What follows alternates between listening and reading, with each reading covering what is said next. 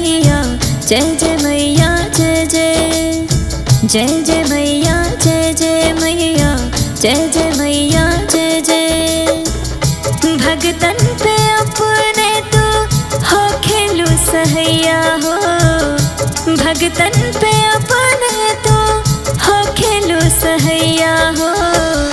महिमा पार तो हर थावे वाली मैया हो, महिमा पार तो हर थावे वाली मैया हो।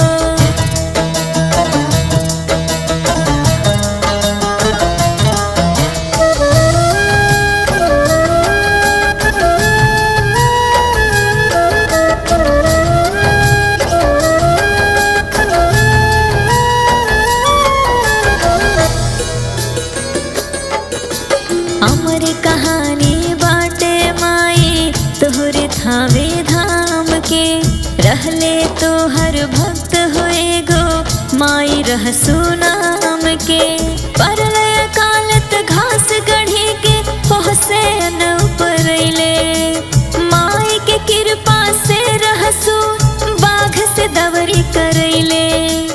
यह घटना के चर्चा बड़ा दूर दूर ले गइल, राजा मनन सिंह जन लेता उन्हू के अचंभा भइल।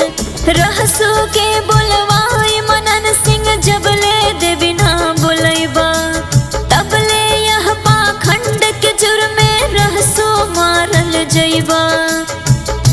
बीच भंवर में परल रहसु के नैया हो, महिमा पार तो हर थावे वाली मैया हो, महिमा पार तो हर थावे वाली मैया हो।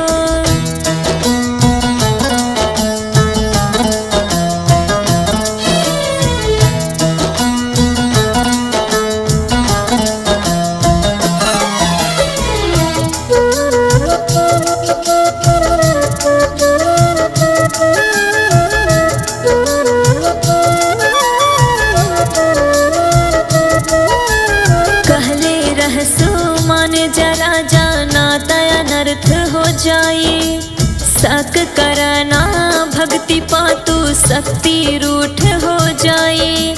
राजा के जिद पे रहसु माई के ध्यान लगैले, भक्ति के लाज बचावे खातिर माई के गोहरैले। कमरू कामाख्या से चल के माई कलकत्ता में अइली, रहसु से कही के चेतावनी राजा के हो धरवली। पटना में आ गईली माई रूप विकराल बनवली हो, अवते थामे रहसु के सर चीर के हाथ देखवली हो।